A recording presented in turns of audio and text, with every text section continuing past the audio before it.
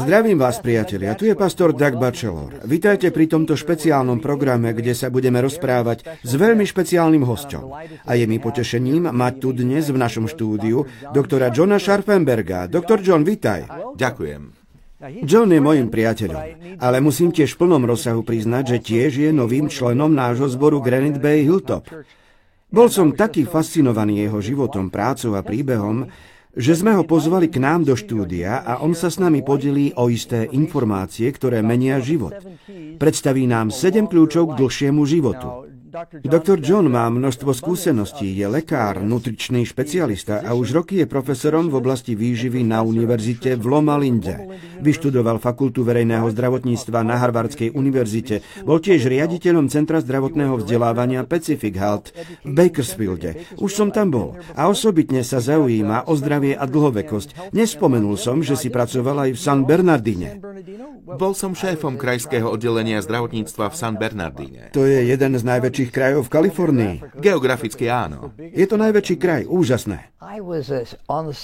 Pracoval som na sekretariáte podrezortnej komisie pre výživu v oblasti národnej obrany. Tam boli najlepší nutricionisti v krajine a my sme robili prieskumy pre všetkých našich spojencov na celom svete. A tiež si myslím, že si mimoriadne kvalifikovaný na to, aby si nám niečo povedal o dlhovekosti, pretože si spomínal, že podľa čínskeho počítania máš 100 rokov a podľa amerického počítania máš 99 rokov. A ak sa nemýlim, ešte stále šoféruješ. Áno, samozrejme potrebujem svoje auto. To je úžasné. Dobre, teda podelíš sa s nami o 7 najdôležitejších tajomstiev k ľudskej dlhovekosti. Čo môžu ľudia robiť, alebo čomu sa majú vyhýbať? Kde by si rád začal? Myslím, že budem hovoriť o cvičení. OK. Myslím, že je to mimoriadne dôležité. V skutočnosti, ak je nejaká žena obézna, ale cvičí každý deň, bude žiť dlhšie ako žena normálnej váhy, ktorá necvičí. Ak nejaký muž fajčí a má vysoký krvný cholesterol, má vysoký krvný tlak, ale pravidelne cvičí, bude žiť dlhšie ako muž, ktorý nemá žiadne tieto problémy, ale necvičí. To je dôvod, prečo pôvodní usadlíci, z ktorých niektorí možno fajčili a jedli veľa mlieka a mäsa, nemali niektoré ochorenia, pretože vtedy pracovali na farmách. Áno. A čo ďalej? Aké sú ďalšie najdôležitejšie veci? Nuž vo svete zdravia nastal v 19. storočí masívny prielom. Mali sme tu Pastéra, ktorý urobil štúdiu s fľaškami. Myslíš Louisa Pastéra? Áno, a objavili sme teóriu mikroorganizmov, neuveriteľný pokrok. Potom Fleming objavil penicilín, ďalší neuveriteľný pokrok. To boli veľké pokroky. A v roku 2010 sme urobili ďalší úžasný pokrok, rovnako dôležitý ako tieto, o ktorom ľudia ani nevedia. Ide o to, že ak sa vyvarujete 7 rizikovým faktorom, môžete o 80% znížiť vaše riziko kardiovaskulárnych ochorení, ako sú mŕtvice a infarkty, až o 80%. To je jeden z najväčších zabijakov, nie? Áno, zabíja viac ľudí ako ďalších 5 hlavných príčin úmrtnosti dokopy. A vieš, všetkým týmto ľuďom predpíšu lieky, statíny. Áno. Na základe ich hladiny cholesterolu. Áno. Ale podľa testov 93% ľudí to absolútne nijak nepomôže.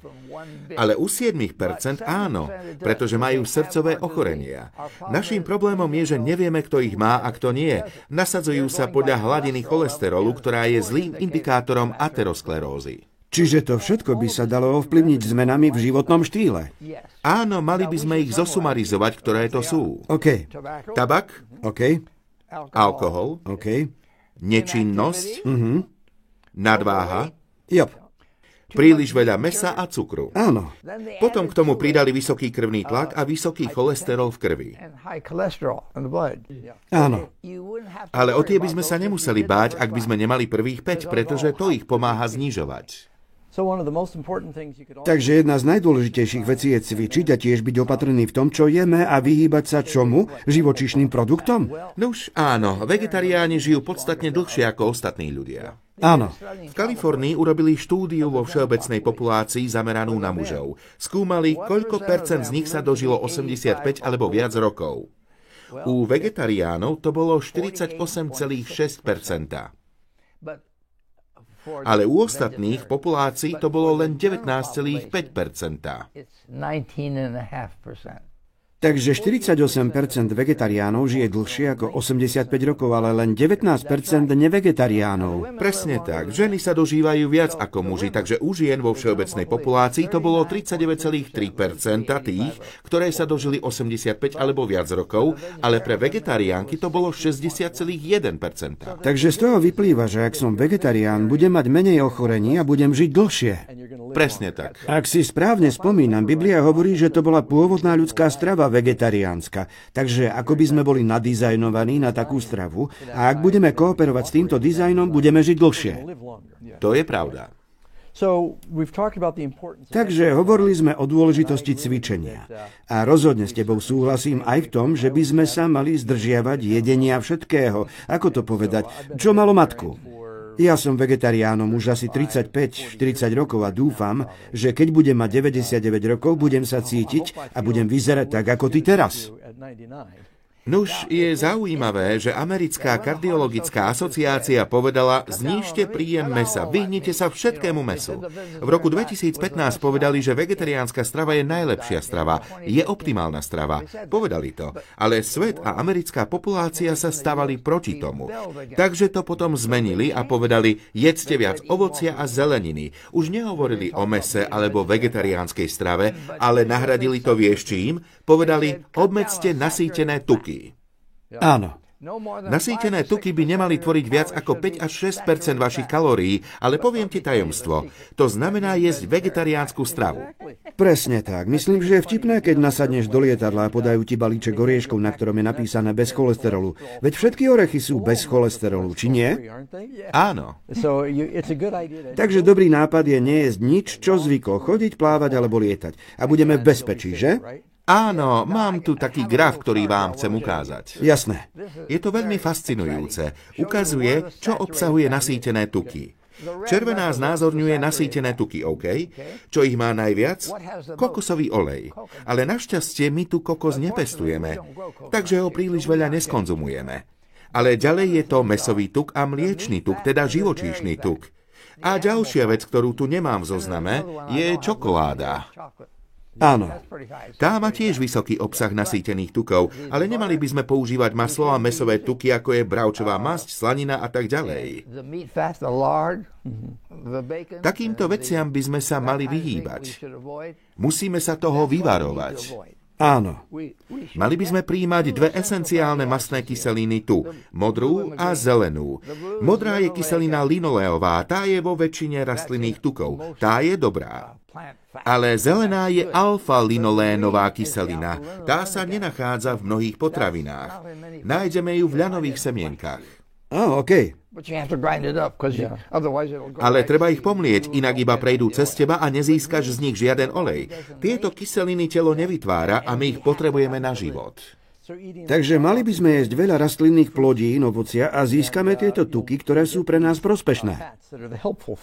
Áno, sú veľmi prospešné. Sojové bôby a kukurica nám dodajú linoleovú kyselinu a ľanové semienka nám dodajú alfa-linolénovú kyselinu. Aha, OK. Alebo čia semienka. Ale nie je to všetko len o tom, čo jeme, lebo si hovoril, že náš život môžeme predĺžiť aj vyhýbaním sa napríklad tabaku vo všetkých formách.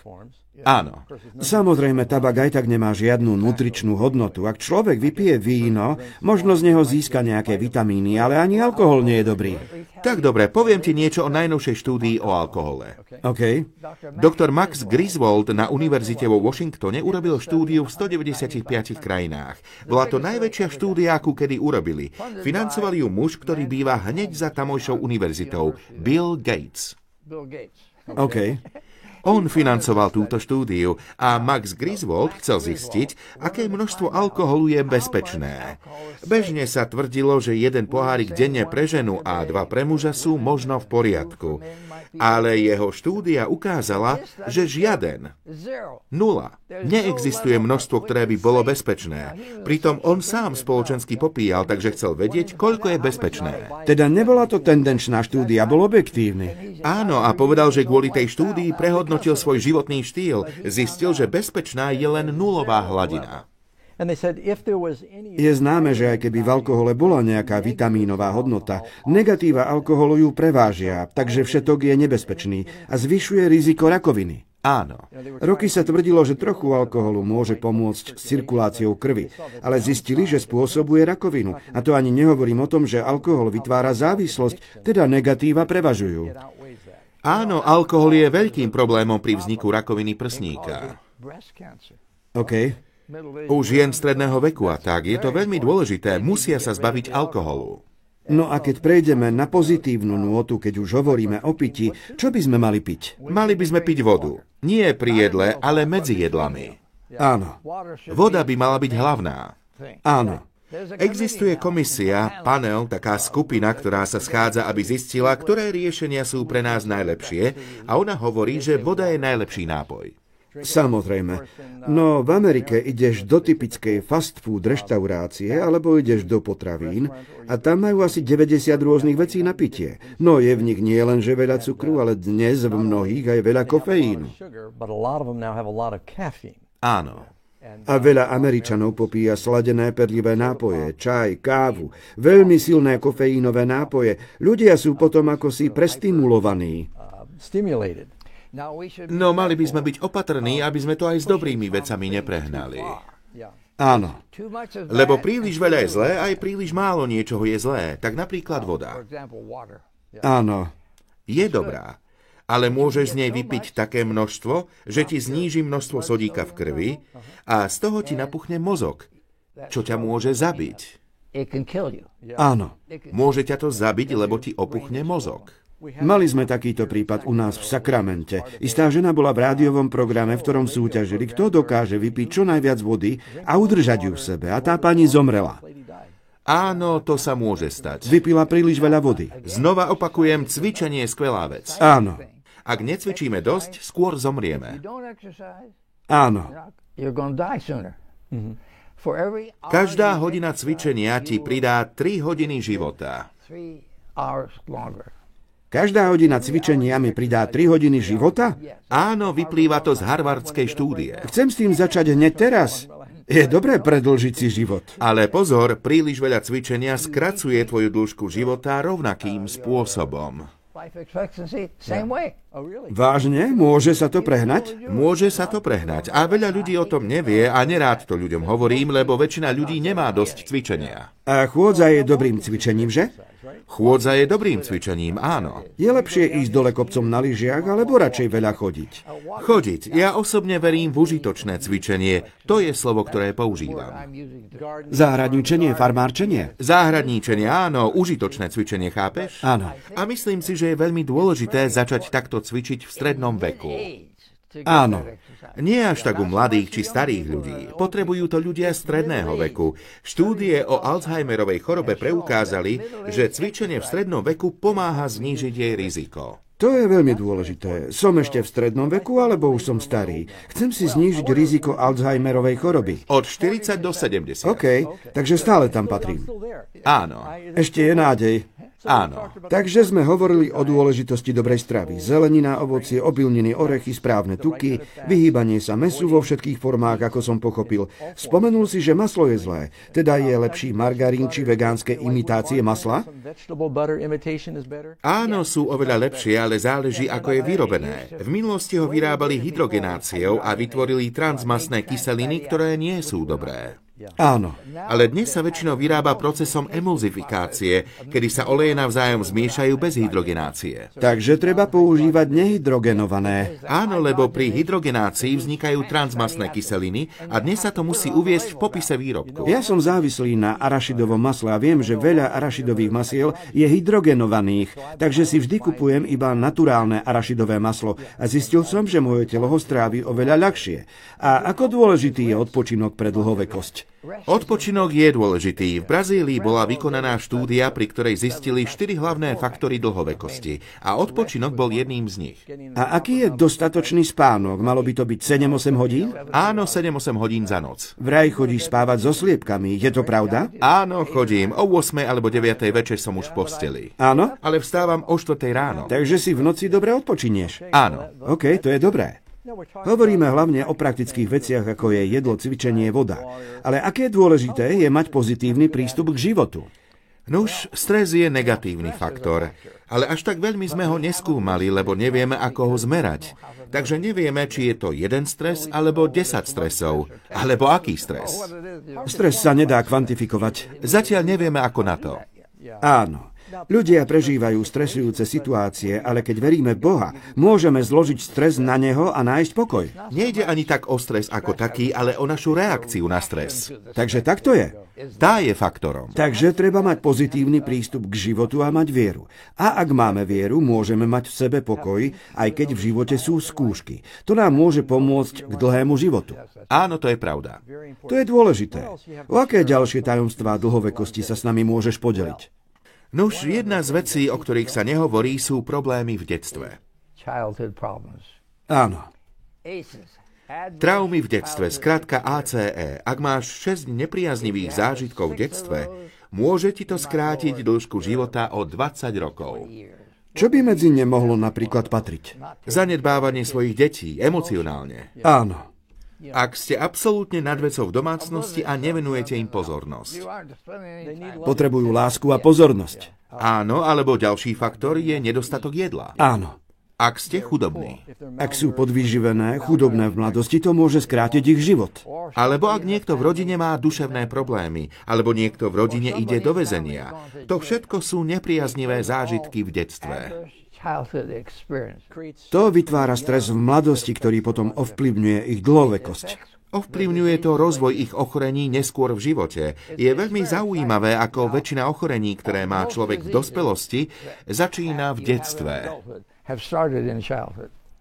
Takže je veľmi dôležité, aby sa rodičia snažili vytvoriť zdravé prostredie, keď sú deti malé, aby mali dlhý život.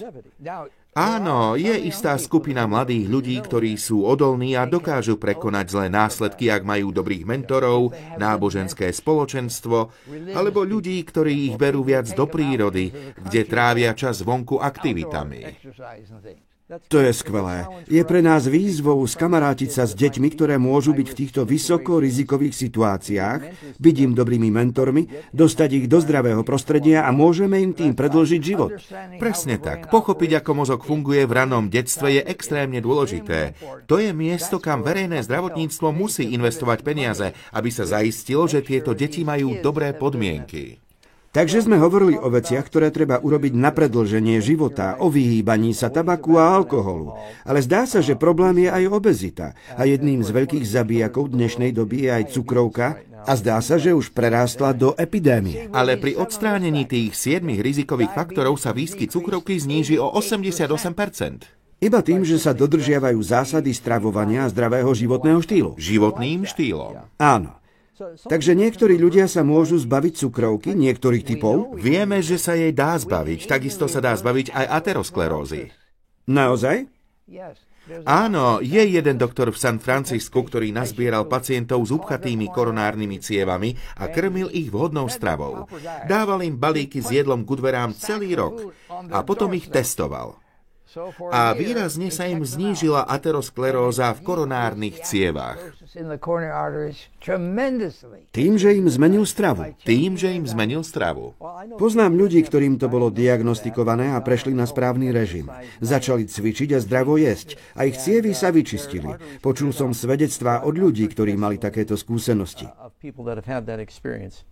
Myslím, že mnohí ľudia počuli o modrých zónach. To sú rôzne miesta na svete, kde podľa štúdií sa zdá, že ľudia majú častejšiu dlhovekosť a našli 3-4 také zóny. Počul som o Sardínii a ich stredomorskej diete. Okinave. Áno, Okinave v Japonsku, ale potom povedali, že v Severnej Amerike nešlo ani tak o lokalitu, ale o vieru ľudí, ktorí žili v Loma Linde. A tam si žil aj ty predtým, než si sa presťahoval sem do Sacramenta. Áno. Že majú neuveriteľne vysoké množstvo starých ľudí. To je pravda. Ktorí nielenže žijú dlhšie, ale majú tiež vysokú kvalitu života a sú aktívni dlhý čas. Cvičenie je mimoriadne dôležité, ale vieš, domnievame sa, že náboženstvo s tým má tiež niečo spoločné, aj keď je ťažké to odmerať. Raz koloval taký dotazník, ktorý dali mnohým ľuďom a povedali im, aby vyjadrili na škále od 0 do 10, či veria v Boha. Áno. No pre väčšinu z nás je to buď 10 alebo 0. Áno, Neexistuje nejaká stredná cesta medzi tým. áno, Takže mnohé z tých otázok myslím, že neboli na mňa aplikovateľné. áno, ale myslím, že všetci vieme, že mať dobré spoločenské kontakty a vzťahy je dôležitým faktorom pre zdravie a hovorí sa, že ženatí ľudia žijú o čosi dlhšie ako slobodní, zvyčajne. Otázka, ktorú si musíme položiť pri spoločenských vzťahoch je, či máme jedného alebo 2 kamarátov, od ktorých by sme si mohli požičať peniaze. Ak áno, je to dobrý spoločenský vzťah. Páči sa mi na tebe aj to, že máš zmysel pre humor a myslím, že v prísloví sa píše, že radostné srdce je výborným liekom. To je pravda. Takže sa stanem tvojim priateľom a požičiam si od teba peniaze. Takže, aby sme to zhrnuli, je ešte niečo, o čo by si sa chcel podeliť s divákmi, o čom si myslíš, že je dôležitým faktorom pre dlhý život? Nuž, ako nutričný odborník musím hovoriť veci stručne a jednoducho, takže ti dám univerzitný kurz výživy v jednej vete. V poriadku. Tuto je. Jedz v správnom čase, to znamená žiadne mlsanie. Jedz rozmanité jedlá, nie pri jednom jedle, ale počas 10 dní, aby si dostal všetky potrebné výživné látky. Teda jedz vo vhodnom čase, rozmanité a jedz prírodné, nespracované potraviny v množstve pre ideálnu hmotnosť. To je všetko, čo potrebuješ vedieť. Musíme dať túto vetu na obrazovku, lebo myslím, že zahrňa dôležitú lekciu o zdraví. Ale možno by si nám ešte mohol niečo povedať o cholesterole. Áno, keď ideme za doktorom, spýtame sa ho, aký máme cholesterol. On nám povie, ten máte v poriadku, nebojte sa o to. Ale to nestačí. Musíme vedieť nejaké čísla, musíme vedieť, aký je náš LDL cholesterol. Ak je príliš vysoký, stáva sa zabijakom mužov, lebo spôsobuje infarkty. Príliš veľa stejkov. Alebo treba vedieť, aké máme triacylglyceroly. Tie sú zabijakmi žien kvôli infarktom. To znamená nadváha. Ale nie len to. Triacylglyceroly nám hovoria o veľkosti LDL častíc. OK.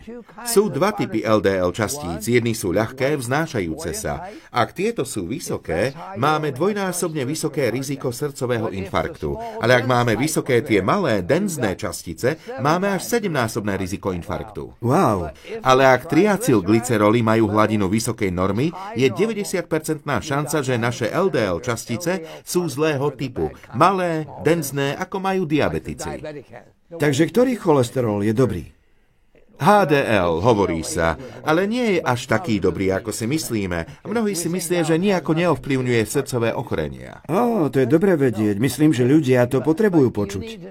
Ale musíme vedieť od doktora, akú máme hodnotu triacylglyceridov a akú máme hodnotu LDL cholesterolu. Takže ak nám povedia, váš cholesterol je v poriadku, nemáme sa s tým uspokojiť, ale zistiť detaily. Áno. Lebo to je veľmi dôležité. Áno. Dobre, už sme sa trochu zmienili o vzduchu a slnečnom svetle, ale myslím, že správny spôsob, ako získať dostatok vitamínu D a čerstvého vzduchu, je cvičiť praktickým spôsobom, napríklad ísť vonku a venovať sa kutilskej práci s drevom, záhradníčeniu. Áno, ak sme vonku, dostaneme slnečné svetlo. No ak väčšinou pracujeme vo vnútri, okná zabránia, aby sme do seba dostali vitamín D. Ale najväčší problém s tým majú starší ľudia. Lebo vitamín D musí ísť cez cholesterol, cez kožu, do pečene, do obličiek, kde sa mení na hormón. Je to v skutočnosti hormón, ale voláme ho vitamín D. Ale ide o to, že u starších ľudí všetky tieto orgány pracujú na polovičnú rýchlosť. Takže ho nezískajú. Musia ho doplňať. Vitamínové doplnky sú dobré? Ja si dávam malé cukríky s vitamínom D každý deň. Áno, to je dobré. A ak sme na slnku, dáme si na seba krém na opaľovanie, hlavne ak máme viac rizikový. Ale nie prvých 20 minút. Takže prvých 20 minút treba byť na slnku a potom si dať krém na opaľovanie a chrániť sa trochu pred slnkom. Áno. Dobre, asi takisto závisí, na akej časti planéty sme. Na Aliaške asi nedostaneme toľko priameho slnečného svetla ako na Guame a podobne. Áno. Viem to, lebo som bol v Austrálii a bol som pár minút bez trička, aby som nachytal trochu slnka a spálil som sa už po pár minútach.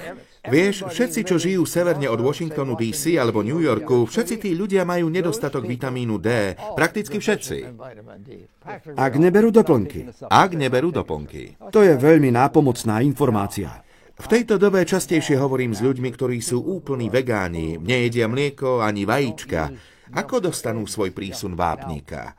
Oxfordská štúdia EPIC ukázala, že ľudia, ktorí nemajú dostatok vápnika, majú viac zlomenín kostí. Ale ak budú mať povedzme 500 mg denne, bude im to stačiť. Nemajú zvýšené riziko zlomenín. No ako to dosiahnuť? Prirodzenou cestou. Znížte svoj prísun soli na polovicu a tým znížite vylučovanie vápnika. Aha. Chápeš? A druhou vecou je uistiť sa, že máš dostatok vitamínu D a že tvoje krvné hodnoty sú správne a tak absorbuješ 2 až 3 krát viac vápnika. Takže sú veci, ktoré vieme urobiť prirodzene na zvýšenie vápnika bez tabletiek. Fascinujúce. Teda niektorí ľudia sa možno trápia s osteoporózou, lebo konzumovali toľko soli, že si nedokázali udržať dostatok vápnika. To je pravda. Zaujímavé. Nikdy som si tieto dve veci nespojil. Takže existuje spôsob, ako získať vápnik prirodzene potravy? Nuž, treba sa vyhýbať jedlám, ktoré majú veľa kyseliny šťaveľovej alebo kyseliny fitovej, ktorá sa viaže s vápnikom a vytvára oxalát vápenatý, čo je nerozpustná soľ, ktorú nevieme vstrebať. Nemusíme sa im úplne vyhýbať. Môžeme ich jesť pre iné dôvody, ale nerátajme prísun vápnika z tých jedál, pretože ho nevstrebeme. Áno. Sú iné spôsoby, ako ho získať. Sú jedlá, v ktorých sa tá kyselina nenachádza. Napríklad soja síce obsahuje trochu kyseliny šťaveľovej, ale vápnik sa z nej vstrebáva dobre. A my tomu zatiaľ nerozumieme, ale vstrebeme ho veľmi dobre. Takže soja je dobrá vec. Soja je dobrá vec. Odporúčam polovicu z toho balenia tofu. Vieš, čo má 200 gramov. Dáš si polovicu denne, čo je asi 100 gramov tofu. Wow. Myslím, že je to veľmi prospešné. To je dobre vedieť. Ja sám som vegánom, takže si chcem byť istý, že dostávam dosť vápnika. Počul som niečo o tom, že v pistáciách sú všetky prirodzené proteíny, ktoré môžu človeku chýbať, ak nie je B9 a látky, ktoré sa nachádzajú v mese. Počul som, že pistácie sú veľmi dobrým zdrojom toho. Pistácie sú dobré. Sú drahé, ale v Kalifornii nie až tak veľmi. Ja si ich tiež kupujem. Sú drahé, ale sú dobré. Takže, doktor Schaffenberg, chcel by som povedať tým, ktorí sa dívajú, že máme špeciálnu ponuku, ktorú pošleme tým, ktorí by chceli vedieť viac o tom, ako mať dlhší život. Sú v nej tieto zdravotné tajomstvá. Tento časopis má názov Úžasné zdravotné fakty. Môžete volať na číslo, čo vidíte na obrazovke, alebo ísť na našu webovú stránku. Takže ďakujem, doktor Scharfenberg, bolo to veľmi osviežujúce. A ak ľudia budú praktizovať veci, o ktorých sme teraz hovorili, pravdepodobne to odvráti krízu zdravotníctva a všetky peniaze, ktoré na ňu dávame, pomôžu ekonomike, pomôžu rodinám, pomôžu krajine. Stačí dodržiavať tieto praktické rady o zmenách v životnom štýle, ktoré môžu zabezpečiť hojnejší život. Ešte raz ti ďakujem, že si sem dnes prišiel. Boh ti žehnaj. Ďakujem. Ďakujem vám, priatelia, že ste sledovali tento špeciálny rozhovor Amazing Facts a podelte sa o dobrú správu, že Ježiš žije a čoskoro príde.